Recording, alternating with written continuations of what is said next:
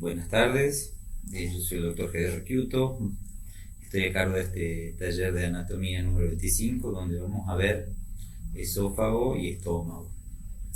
Y a continuación el doctor Ruggeri va a desarrollar dentro de este mismo taller la parte de duodeno. Bueno, vamos a comenzar hablando del esófago, ¿sí?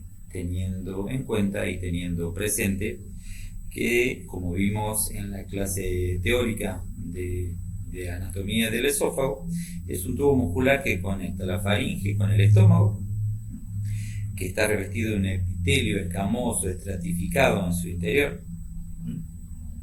Tiene una submucosa bien desarrollada, una muscular de músculo estriado en el tercio superior y en los 2 tercios inferiores de músculo liso, o sea, en los inferiores, ¿no? Y tiene como característica también que no tiene capa serosa. Eso sumado a que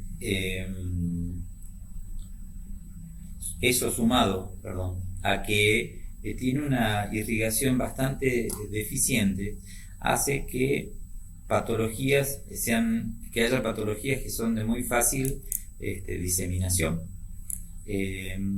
Sumado a eso, vieron también en la anatomía, cuando veíamos la anatomía, que tiene 3 partes en donde se ve estrechado, ¿sí? Que son, en la primera parte se estrecha a nivel del cartílago cricoides, después a nivel de la tráquea, de la bifurcación de la tráquea, y en el hiato diafragmático. Eso también predispone a algunas patologías, ¿sí? Y también tenemos que tener en cuenta que está unido al estómago, ¿sí? Y puede traccionar de él, que también predispone a algunas patologías.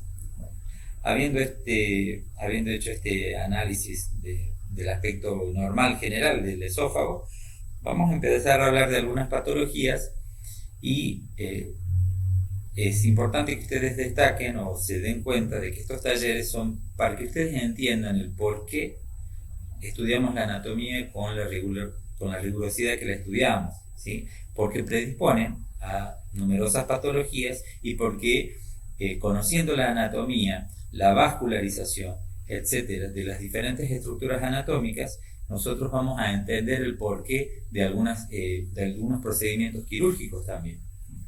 Bueno, para avanzar un poquito, vamos a decir que hay diferentes tipos de patologías que se asocian con el esófago. Hay anomalías congénitas, ¿sí? Dentro del cual tenemos las atresias, las fístulas y las estenosis. Tenemos lesiones por difusión a nivel muscular. Vieron que veíamos que tenía una submucosa desarrollada, mucosa, como son las alteraciones que se presentan en la acalasia, los anillos esofágicos y membranas, la hernia hiatal y los desgarros, dentro de los cuales podemos mencionar el síndrome de Mallory-Weiss. Otros tipos de alteraciones que podemos encontrar en el esófago son las inflamaciones o esofagitis. Las lesiones diversas, como pueden ser los divertículos o la esclerosis generalizada, patología que la conocemos como esclerodermia. Hay otras patologías que se relacionan con trastornos vasculares, como son las varices esofágicas, ¿sí? Y por último, los tumores, que los tenemos de origen benigno, y dentro de los de origen maligno tenemos los carcinomas. Vamos a empezar hablando entonces de las atresias, fístulas y estenosis. Este tipo de patologías son patologías que se dan en el recién nacido, ¿no? Y tenemos diferentes tipos. Es muy difícil que ustedes recuerden todas, pero bueno, tenemos las atresias distales, ¿sí? Que normalmente, como embriológicamente parten de un mismo tubo, el esófago y la tráquea, muchas veces en esa separación no logran separarse correctamente, entonces quedan fistulizados esófago y tráquea, y eso ya se presenta en el recién nacido, ¿sí? Son patologías que se diagnostican tempranamente. Pueden quedar en foco de saco superior, con fístula inferior, pueden quedar en fondo de saco superior e inferior, puede quedar fistulizada parte de la pared, ¿sí? Pueden tener una atresia con una fístula proximal y un fondo de saco inferior, o pueden fistulizarse ambos cabos, ¿sí? Esta patología tiene una resolución quirúrgica, se hace el recién nacido porque no puede alimentarse. Entonces, inmediatamente el recién nacido, si se diagnostica, que normalmente hoy en día y con los métodos ecográficos ya se espera y ya se sabe que los pacientitos estos van a tener este problema, y a la brevedad, si el peso del recién nacido lo permite, en cuanto eso está correctamente regulado, se lo somete a cirugía, ¿sí? Y es la reconexión del tubo para que pueda alimentarse. Otra patología que tenemos es la calasia y la hernia hiatal, que estamos hablando dentro de las disfunciones musculares. Cuando hablamos de la calasia, hay una alteración, ¿sí?, en el movimiento peristáltico, o sea, en la capa muscular que impide que el movimiento peristáltico sea el correcto. El esófago tiene, a pesar de ser una estructura simple anatómicamente, tiene mucha influencia, ¿sí?, en cuanto al peristaltismo, en cuanto a la influencia hormonal sobre este ángulo que presenta con el estómago, que ya lo van a ver más adelante en fisiología y demás, ¿sí? Y presenta también alteraciones que son propias de las lesiones, ¿no es cierto?, que ya vamos a ver más adelante. Bueno, en el caso de la calasia, la capa muscular no es competente, entonces siempre hay un problema para hacer que el bolo alimenticio progrese. Es un problema específicamente del peristaltismo. Por otro lado tenemos la hernia hiatal, que acá hay que diferenciar la hernia de hiato de la hernia diafragmática, ¿sí? Cuando hablamos de hernia de hiato, es un problema en el orificio que existe, ¿sí?, por donde pasa el esófago de la cavidad torácica a la cavidad abdominal, ¿sí? Y cuando hablamos de hernia diafragmática es por una alteración en el diafragma, por una debilidad o una apertura que hay en el diafragma por el cual el estómago ingresa hacia la cavidad torácica. Entonces hablamos de dos cosas diferentes, ¿sí? Uno es en el orificio normal y otro se da por una debilidad o un orificio anormal. Esos son las hernias diafragmáticas. Cuando hablamos de hernias de hiato, las tomamos en consideración a partir de que, si por ejemplo el esófago se ve acortado en su longitud, va a traccionar del estómago y esto es lo que va a producir una hernia hiatal, ¿sí? Se va a traccionar y se va a introducir por el mismo orificio que es natural, que es normal. El orificio lo va a dilatar y va a ir traccionando y va a pasar parte del estómago hacia la cavidad torácica. Distinto, como vamos a ver en el estómago, el mecanismo de producción es diferente. Tenemos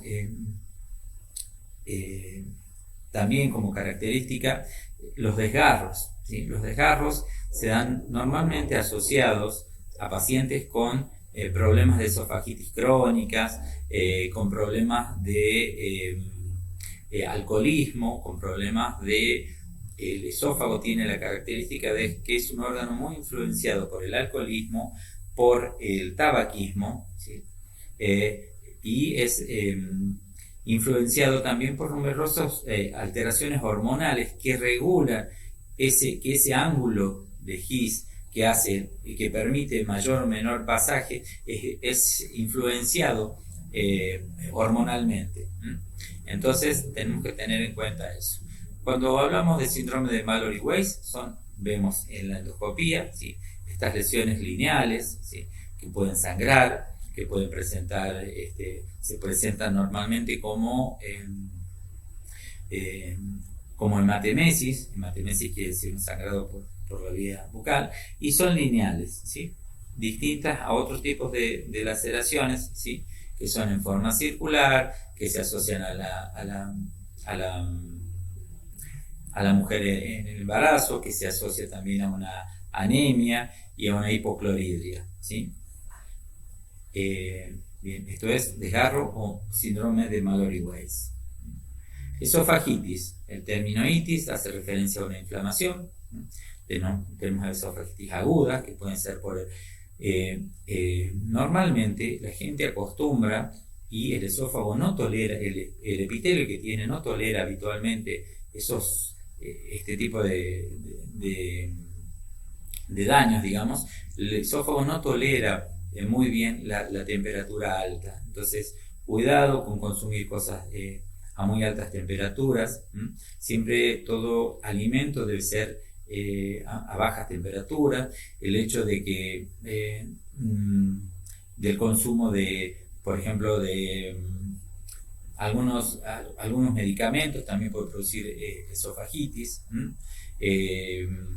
Y se ve traducida en la endoscopía como lesiones dispersas, lesiones no lineales como veíamos en otro momento, sino como inflamación de la mucosa, ¿sí? En diferentes sectores pueden llegar a sangrar y pueden llegar a producir lesiones un poco más profundas, ¿sí? Sin llegar a perforar, pero las esofagitis producen muchos síntomas, ¿sí? Produce pirosis, sensación de ardor, produce dolor, también puede producir dolor, o esa sensación como de molestia retroesternal. Esto es hablando de las esofagitis, inflamación de la mucosa del estómago. Yendo un poco a las lesiones diversas, encontramos los divertículos, ¿sí? Estos divertículos se asocian a lo que veíamos hace rato, que es característico de la anatomía, donde se estrechan a nivel del cartílago cricoides, a nivel de la bifurcación de la tráquea, y a nivel del esfínter esofágico inferior. Normalmente los divertículos que son sacos que se producen en la pared del esófago. Son sacos de diferentes tamaños, normalmente son pequeños, ¿sí? Acá vemos en una imagen con contraste, ¿sí? ¿Y qué es lo característico de esto? Normalmente que el paciente deglute y parte del alimento pasa para abajo y parte pasa para el interior del divertículo. Entonces son pacientes que consultan por halitosis, porque todo el material que queda dentro de esta dilatación, ¿sí? Entra en putrefacción y bueno, presenta como característica la halitosis, ¿sí? Estos divertículos normalmente tienen una resolución quirúrgica. Vamos a ver que hay divertículos en la parte superior, que se conoce como divertículo de Zenker, ¿sí? Y en la parte media también pueden darse los divertículos. Vemos acá en una endoscopia, esta es la luz del esófago y acá está la luz del divertículo que está ocupado por alimento. Bien. Otro tipo de patologías que pueden presentarse en el esófago son las varices esofágicas. Las varices esofágicas se asocian directamente con la hipertensión portal. La hipertensión portal, de la vena porta, ¿sí? Cuando, por ejemplo, en pacientes cirróticos por consumo excesivo de alcohol o hay cirrosis medicamentosa, etcétera, etcétera, se produce una dilatación, ¿sí? O un éstasis venoso, de la porta. Eso se traduce en las coronarias estomáquicas y eso a su vez en la circulación de las venas esofágicas, ¿sí? Y lo que produce dilatación. Estas varices esofágicas muchas veces se dañan con sangrados muy, pero muy importantes que a veces comprometen la vida del paciente. Entonces, pacientes alcohólicos, cirróticos, con hipertensión portal, desarrollan este tipo de varices esofágicas, son sangrantes y si se las descubre a tiempo, se puede realizar, se clipan, y aquí vamos a ver, acá, se toman las dilataciones varicosas que hay y se ponen clips, ¿sí? Y solo con el paso del tiempo, las venas que estaban dilatadas, al perder irrigación, se necrosan y se caen. Entonces, bueno, varices esofágicas. Tumores del esófago. Tenemos tumores, quiere decir, es una formación. Una formación puede ser benigna, de origen benigno, de origen maligno. Normalmente los tumores esofágicos son tumores del epitelio escamoso al cual pertenecen, constituyen un 10% de todos los tumores del tubo digestivo. Normalmente tienen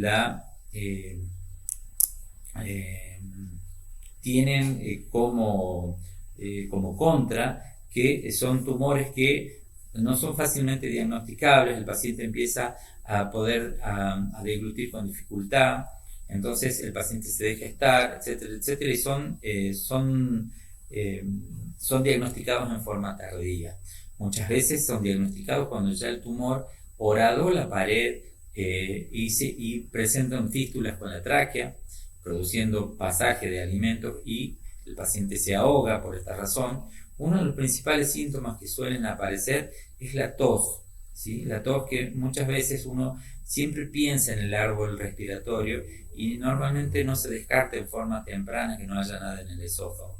La tos por irritación, digamos, es muy irritativa, es cuando el paciente come normalmente. Hay que prestar atención a esas cosas porque pueden estar hablándonos de una alteración en la pared del esófago, ¿sí? Los tumores benignos son propios de los planos que tiene el esófago, ¿sí? Entonces podemos tener, por ejemplo, leiomiomas. Todo lo que sea sarcoma es patológico y es maligno. Leiomioma, ¿sí? Un tumor de las estructuras musculares del músculo liso, ¿sí? Leiomiomas, podemos tener lipomas, etcétera, etcétera. Acá podemos ver en una imagen un tumor esofágico. Bien, iniciando con esta segunda parte en donde vamos a ver un poco patologías o clínicas relacionadas con la anatomía del estómago principalmente, debemos evaluar un poco y analizar un poco las regiones anatómicas del estómago, ¿sí? Dentro de las regiones anatómicas encontramos alcardias, ¿sí? Aquí, como se los estoy marcando, que comprende la región que comparte la unión, ¿sí? Del esófago con el estómago propiamente dicho. Es la unión esófago-gástrica, no tiene ningún tipo de células que produzcan ácido clorhídrico, o sea, ni células parietales ni principales, ni tampoco pepsina, ¿sí? Por otro lado, tenemos el fundus, ¿sí? Que es lo que vemos acá en color celeste. El fundus es subdiafragmático, está ubicado por debajo del diafragma. Otra característica que tiene es que está ubicado a la izquierda del esófago y también cefálico a su desembocadura o en la unión esófago-gástrica, ¿sí? Y también tiene células similares a las del cuerpo. El cuerpo, por otro lado, ¿sí? Se encuentra entre el fundus y el antro. Es la zona en donde aquí sí hay células parietales y principales que producen el ácido clorhídrico. Y es aquí, en esta gran parte del estómago, donde se produce mayormente el proceso de la digestión. Porque hay células, como dije, principales y parietales que producen ácido clorhídrico, que es el que va a desdoblar los alimentos. Por otro lado, está el antro, que está entre el cuerpo y el píloro, o también se lo conoce como región prepilórica, ¿sí? En el antro no posee tampoco células que produzcan ácido clorhídrico. Y por último encontramos la región pilórica, ¿sí? Que es una región donde disminuye y confluye a la unión del estómago con el duodeno. Bueno, vamos a volver un poquito con la diapositiva. Dentro de las patologías más frecuentes del estómago Están las anomalías congénitas, como vimos en el esófago, dentro de las cuales se encuentran las hernias diafragmáticas y las estenosis pilóricas. Vamos a ir por eso. Las hernias diafragmáticas, como les había dicho en su momento, difieren de las hernias hiatales. Las hernias hiatales están sobre el orificio del hiato esofágico que está en el diafragma. Por el contrario, aquí las hernias diafragmáticas, el defecto está en el diafragma, ¿sí? Existe un defecto en el diafragma, ya sea una debilidad o ausencia total de la pared del diafragma, o sea que esta hernia está cubierta por el peritoneo y por la pleura, ¿sí? Asimismo, tenemos que, por ejemplo, si la hernia se produce a ambos lados del esófago y por tracción del esófago, ya sea porque normalmente, no es que ya sea porque, sino que normalmente porque el esófago está disminuido en su longitud, ¿sí? Lo tracciona, entonces se producen las hernias hiatales por deslizamiento, fíjese.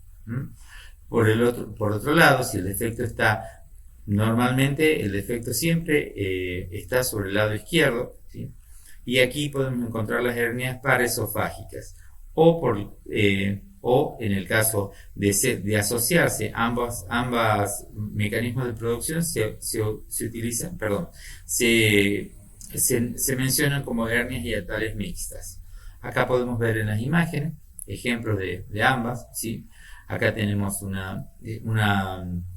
en todos estos casos normalmente son asintomáticos y se descubren en el recién nacido o en la persona adulta en forma casual. Presentan a veces síntomas muy inespecíficos, pero bueno, hay una invasión del contenido gástrico, a veces inclusive hasta del intestino delgado, y por qué no también el lóbulo izquierdo hepático, ¿sí? Se introduce a través de esa debilidad. Entonces aquí tenemos estructuras que corresponden al abdomen que están en el tórax. Lo mismo aquí. La estenosis pilórica es otra alteración que puede mencionarse como genética, ¿sí? En donde se produce una hipertrofia de la musculatura del píloro. Esta hipertrofia hace que, fíjense, la luz a nivel de este verdadero esfínter que constituye el píloro, ¿sí? La luz sea mínima. Esta patología mínima o escasa, a veces es nula. Esta patología se desarrolla durante el primer mes de nacido. Y al principio la mucosa no está afectada, ¿sí? Es solamente la parte muscular, y con los días, con las semanas, esto se va generando, se va desarrollando esta hipertrofia.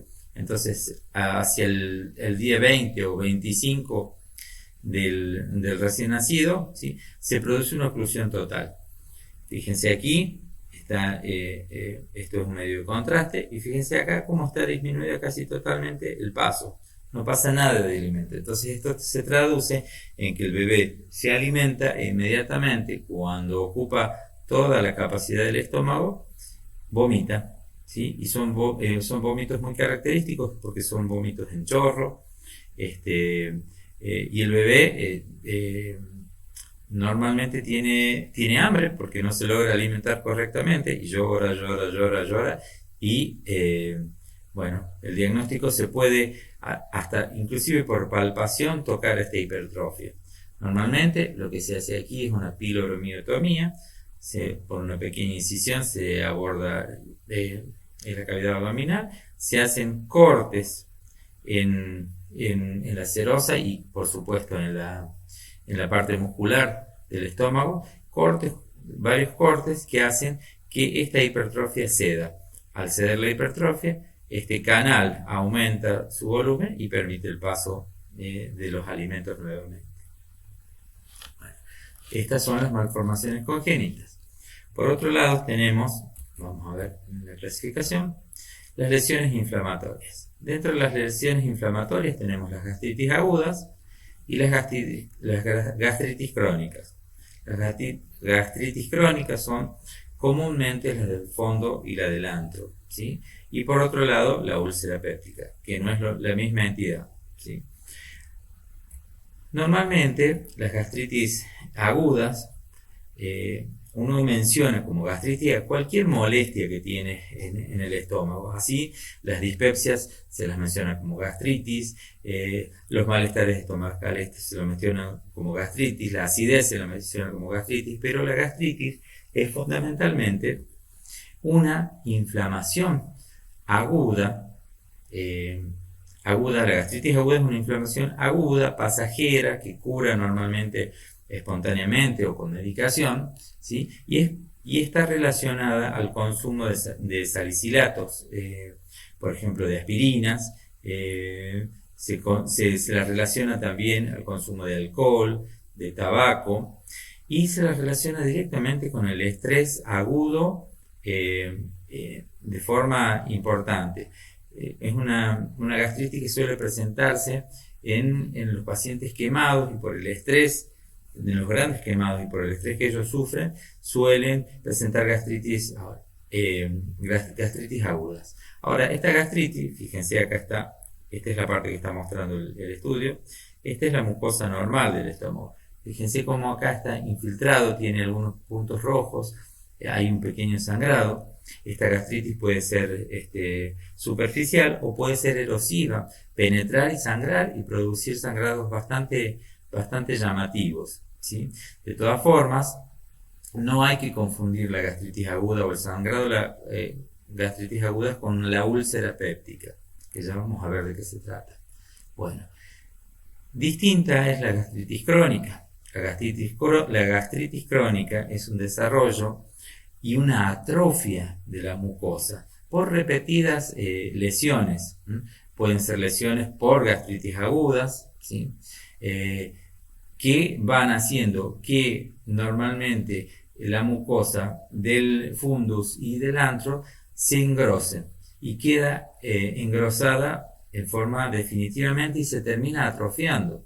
Consecuentemente, el estómago no funciona en su parte principal correctamente, o sea, fundus y antro y cuerpo.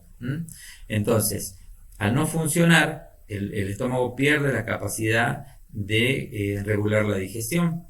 Entonces, es así como se ve afectado. Muchas veces sobre esta gastritis crónica podemos encontrar gastritis agudas sobre la superficie de una gastritis crónica y ser sangrante y presentarse en forma hemorrágica, ¿sí? Produciendo una gastritis severa y una erosión o hemorragia aguda sobre una gastritis crónica.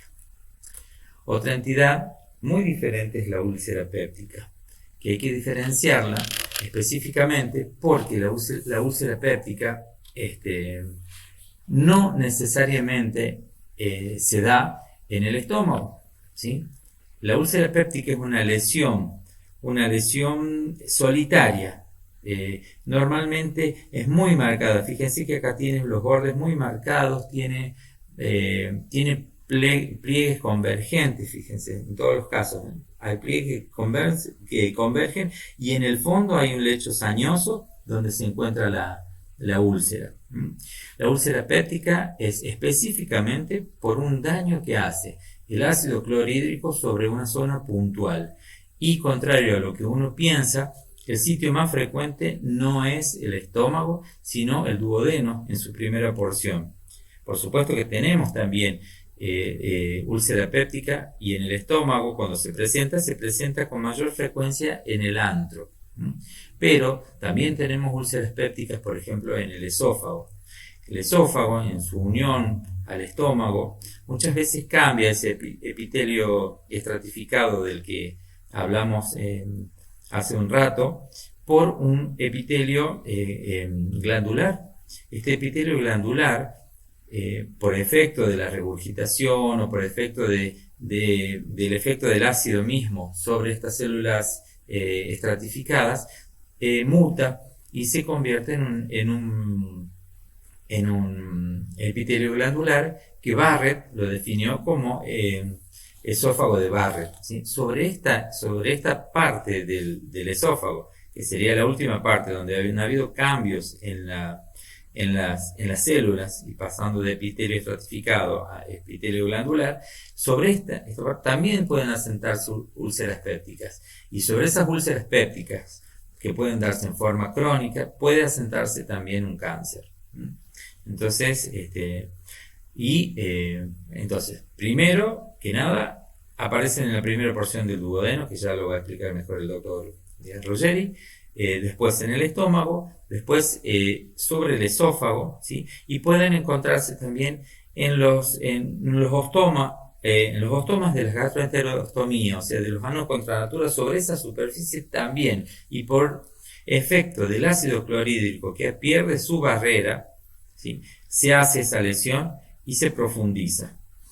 Puede sangrar y puede llegar incluso a perforarse, con la gravedad que esto conlleva, que es de que haya una infección o una peritonitis a punto de partida de una úlcera péptica perforada, cuando no hay un sangrado importante de algún vaso que esté afectando la misma lesión ulcerosa.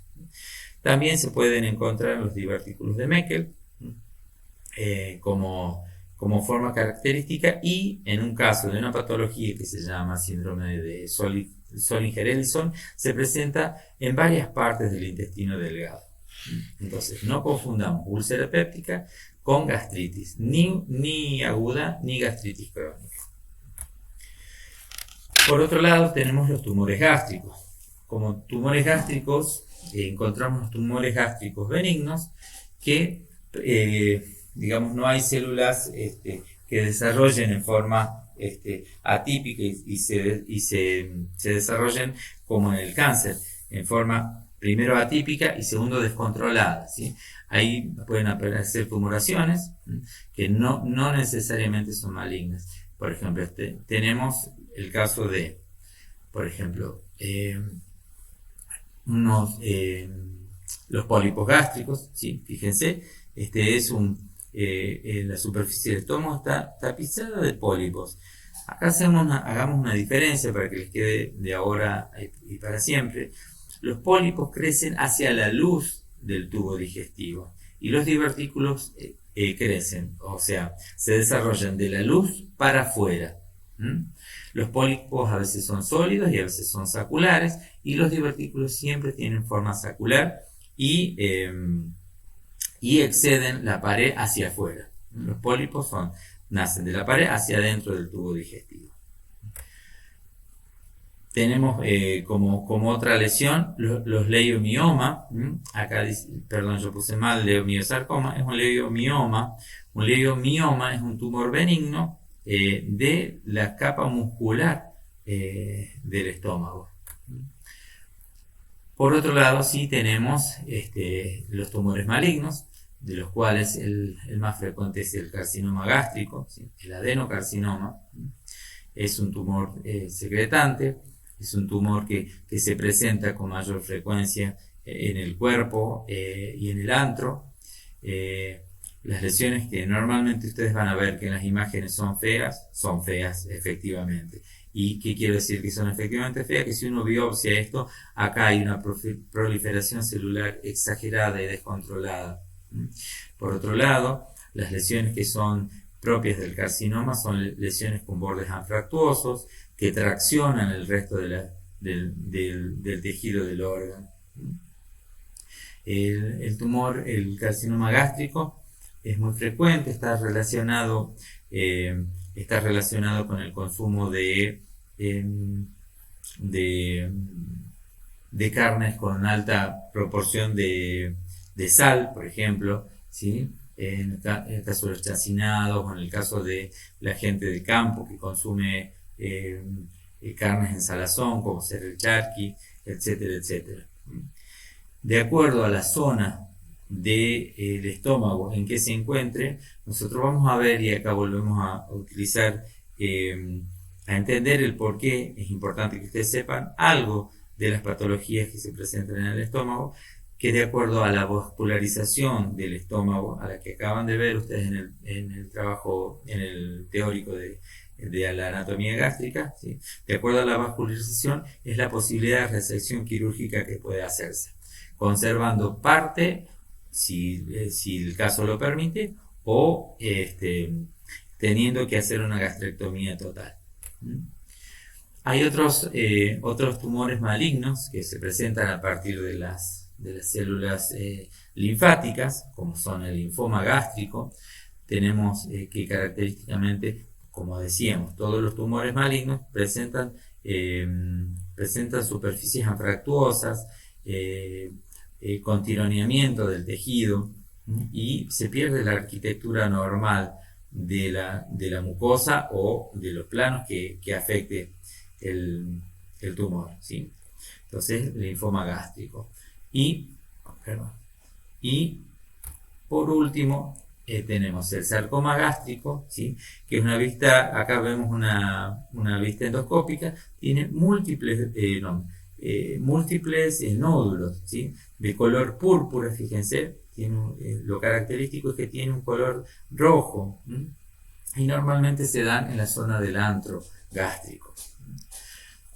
Y por último tenemos que el estómago también es receptor de metástasis. Por ejemplo, una paciente tiene un tumor de ovarios, ¿sí? Que puede hacer por vía linfática o por vía hemática diseminación de ese tumor ovárico, ¿sí? Y producir metástasis gástricas, por ejemplo. Fíjense acá la siembra de múltiples focos metastásicos, ¿sí? A partir de un tumor ovárico. Bueno, de esta manera queremos significar que el estudio anatómico del estómago del estómago y de todas las estructuras que venimos estudiando. La razón para que nosotros seamos muy detallistas en el aprendizaje de la anatomía es porque toda anatomía patológica se da sobre una anatomía normal, y nosotros tenemos que conocer la anatomía normal para poder conocer, aprender y desarrollar lo que es anatomía patológica en los años. Ustedes van a ver anatomía patológica en tercer año, ¿sí? Para lo cual van a tener que recordar la anatomía normal. De esta forma, y ahora continuando con el video del Dr. Ruggeri, en donde van a ver las patologías más frecuentes que se dan en el duodeno, vamos a finalizar este trabajo práctico número 25. Que tengan buenas tardes y nos vemos en la próxima clase. Un saludo a todos ustedes. Hoy nos vamos a referir al duodeno. El duodeno corresponde a la primera porción del intestino delgado, comienza a nivel del esfínter pilórico y termina en el ángulo duodeno-yeyunal, mide aproximadamente 25 centímetros y presenta 4 porciones, una porción horizontal, una porción vertical, una porción horizontal y una porción ascendente hasta llegar al ángulo duodeno-yeyunal, donde se encuentra el ligamento de Treitz, para luego continuarse con el yeyuno y el ilio. En cuanto a su relación al peritoneo, es un órgano retroperitoneal y recibe el jugo gástrico, la bilis del hígado y el jugo pancreático.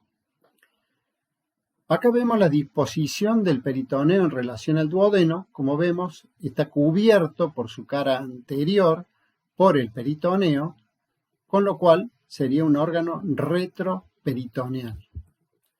Vemos cómo se encuentra el músculo de Treitz o ligamento de Treitz a nivel del ángulo entre la tercera y la cuarta porción, que lo fija a la pared posterior del abdomen. Ahí en la imagen de la derecha vemos las distintas disposiciones que puede tener este ligamento con respecto a su inserción básicamente duodenal. En esta imagen vemos las distintas fases de acolamiento peritoneal que se ubican en esta región y vamos a ver la fascia de Todd 1 que fija el páncreas a la pared posterior del abdomen, la fascia de Toll 2 y 3, que corresponden a la fascia de acolamiento del colon ascendente y descendente, lo cual hace que estas dos porciones del intestino grueso sean fijas, no así el colon transverso. Y luego vemos la fascia de Treitz, que es la fascia de acolamiento del duodeno, como vemos ahí, a la pared posterior.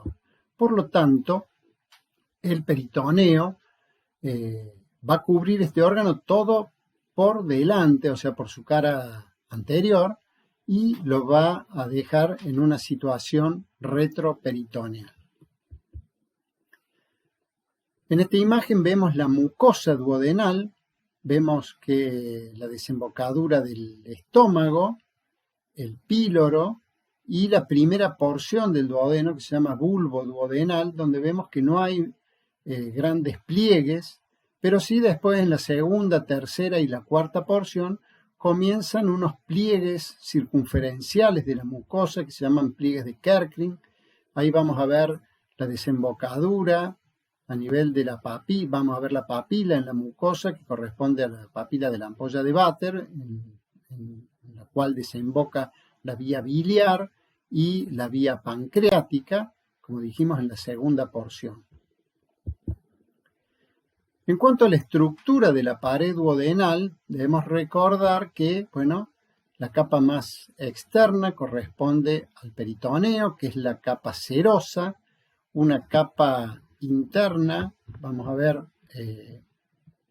allí una capa más interna, que es la capa muscular longitudinal, una capa muscular circunferencial.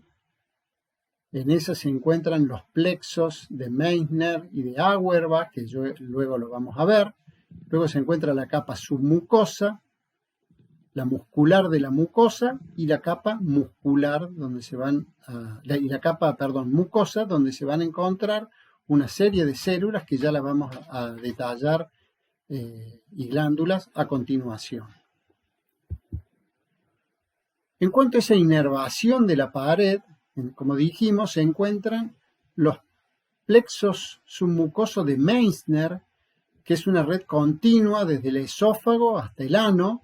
Está ubicada en la submucosa, vemos ahí, esta es en la submucosa, plexo de Meissner, compuesto por fibras solamente parasimpáticas y se encarga de todo lo que es la regulación de la secreción hormonal, las enzimas y todo tipo de sustancias segregadas por las glándulas que están a lo largo del tubo digestivo. El plexo de Auerbach, que es este que está en este sector un poco más superficial, que es un plexo, como vemos, muscular, entonces está a nivel de las capas musculares, está entre las fibras longitudinales y circulares y da inervación motora a ambas capas e inervación secreto-motora a la mucosa. Entonces, esta sí ya tiene componentes simpáticos y parasimpáticos. Siguiendo con el análisis de la estructura de la pared, vamos a ver que a nivel de la capa muscular van a estar estos esfínteres musculares. Como vemos acá, se va a encontrar el esfínter muscular de la vía biliar. Luego vamos a encontrar el esfínter muscular del conducto pancreático y luego un esfínter muscular común que corresponde al esfínter de toda la ampolla de Vater, que es la estructura que reúne a estos dos elementos para la secreción y que termina finalmente en la papila, que la vamos a ver acá a nivel de la mucosa. Una papila principal o mayor y una papila menor que corresponde al conducto excretor menor pancreático.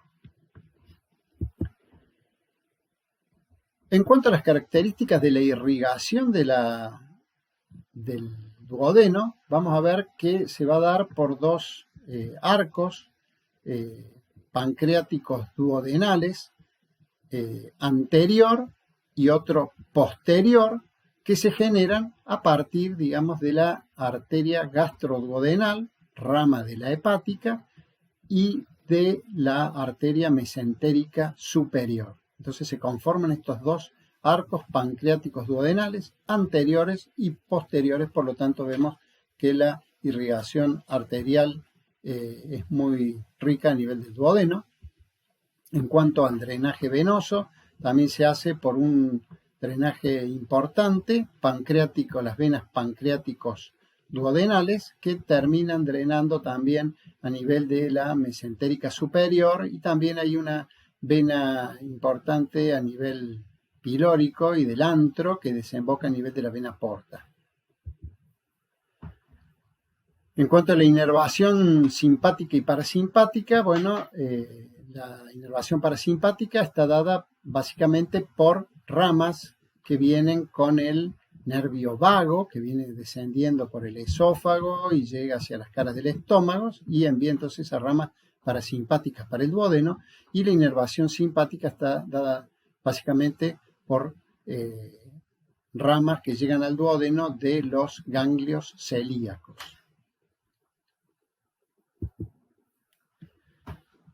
En cuanto a la estructura mucosa en sí, bueno, como dijimos anteriormente, si analizamos solamente eso, vamos a ver que se encuentran esos pliegues circunferenciales denominados pliegues de Kerckring, que son pliegues en forma, digamos, que uno los puede advertir macroscópicamente, salvo la región de la ampolla en la parte superior, que no va a tener esos pliegues. Es la zona donde recibe principalmente inicialmente el drenaje del jugo gástrico.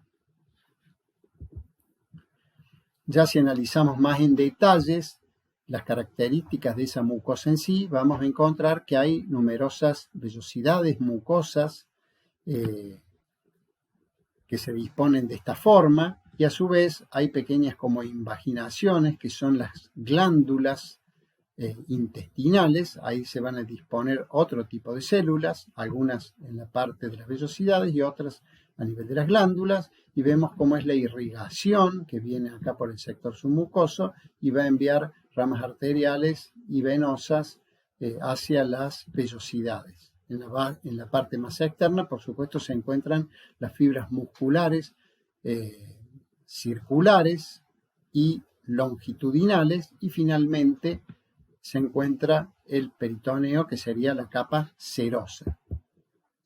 Ahora, ¿cómo se conforma ese epitelio? Bueno, acá hemos tomado una de esas vellosidades y vemos cómo se disponen las células, y vamos a encontrar distintos tipos de células. Hay células para la absorción de la superficie de las vellosidades, hay células caliciformes que van a producir una sustancia mucoide que es protectora, hay células enteroendocrinas que están más en el sector de las criptas de Leverkusen, que es la zona más profunda en esas vellosidades, que liberan una serie de enzimas digestivas y enzimas que van a pasar al torrente sanguíneo. Hay células regenerativas que se encuentran también en este sector más inferior y que tienen una gran capacidad de reemplazo de las células que se van deteriorando, y finalmente las células de Paneth. Bueno, esta imagen es interesante para ver una micrografía de luz de las vellosidades. Ven cómo se van, acá está el eje vascular en este sector, y luego la disposición del epitelio con la disposición de las células. Acá las células caliciformes marcadas con otra coloración. Y bueno, y si nos referimos a la función duodenal, vemos que este órgano juega un papel importante en la regulación del vaciado del contenido del estómago hacia el resto del intestino delgado, porque cuando el quimo ese ingresa al duodeno, actúa como un estimulante para la liberación de la secretina y la colecitoquinina, que se liberan por estas células, dijimos, de la pared del duodeno, y esto actúa como una señal para la liberación de la bilis del hígado y también de las enzimas digestivas pancreáticas. Por lo tanto, comienza entonces todo el proceso enzimático de los alimentos a nivel del duodeno. Y allí en el duodeno es donde se produce la absorción de también otros elementos importantes como el hierro, básicamente a nivel del duodeno y del yeyuno superior, y además se van a absorber vitaminas A, B1, el calcio, el glicerol, los ácidos grasos, los monoglicéridos, los aminoácidos, monosacáridos y disacáridos, todo eso se absorbe a nivel del duodeno. Y la razón por la cual los pacientes que han sido sometidos, por ejemplo, a un bypass gástrico laparoscópico en pacientes con obesidad mórbida, deben tomar suplementos de hierro justamente porque se saltea esta parte del intestino y no se absorbe correctamente.